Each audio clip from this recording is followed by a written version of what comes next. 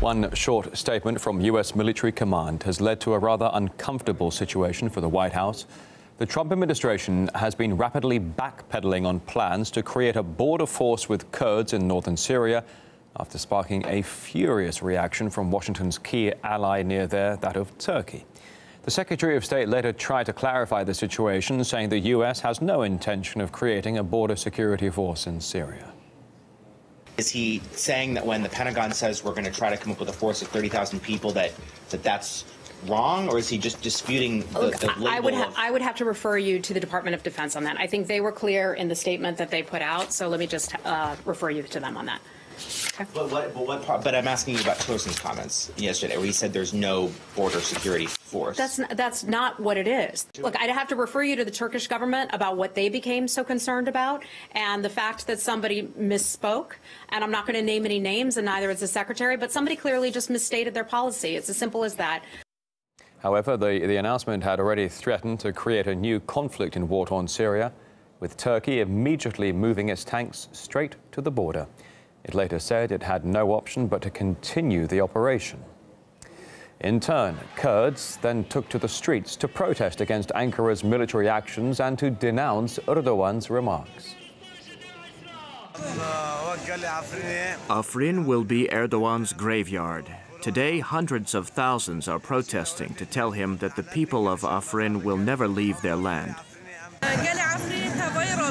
The international community should send a message to Turkey telling them to stop. We have both the YPG and SDF, so we can defend ourselves.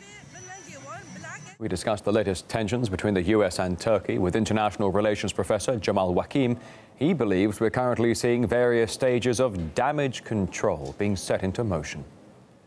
Is trying to limit the damage that was caused to the Turkish-American relations with this new American move by establishing this border army under the pretext of protecting the border, the Syrian border with Iraq and with Turkey. But I believe that the main geopolitical objective here is for the United States to have a surrogate army in eastern Syria that could ensure that the United States have a foothold on Syrian soil and prevents the Syrian government from extending its control over the northeast part of Syria.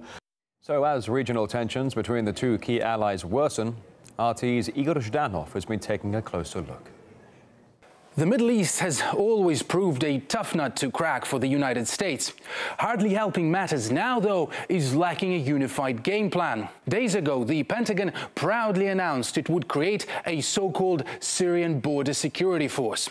The coalition is working jointly with the Syrian Democratic Forces to establish and train the new Syrian Border Security Force. Currently, there are approximately 230 individuals training in the BSF's inaugural class, with the goal of a final force size of approximately 30,000. But the US apparently forgot to run the idea past Turkey. For Ankara, Kurdish military groups are terrorist factions. It's as clear-cut as that. Hence, Washington's announcement drove Turkey hopping mad. America has admitted that it has established a terrorist army at our border, and it's up to us to strangle that terror army at birth. Turkey power projected additional troops, along with tanks, to the southern border with Syria. And amid the spat, America's top diplomat Rex Tillerson intervened to save the day. The entire situation has been misportrayed, misdescribed. Some people misspoke. We're not creating a border security force at all. Being a mouthpiece of US foreign policy these days is one hell of a job, especially when you have to contradict your own military to keep an ally happy. But arguably, that's not Tillerson's biggest brain wrench right now. Explaining why the US military is still in Syria is, first, it was the "we need to fight the terrorists" mantra. Our military policy in Syria has not changed. Our priority remains the defeat of ISIS.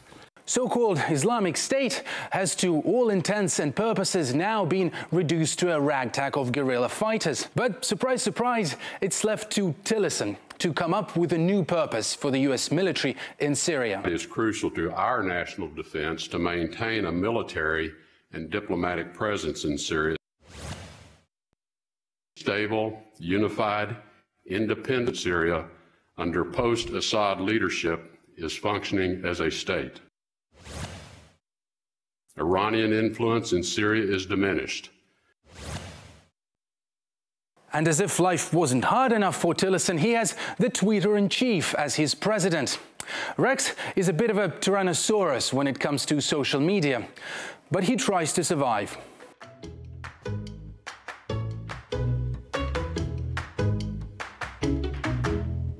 I don't even have a Twitter account that I can follow what he's tweeting, so my staff usually has to print his tweets out and hand them to me.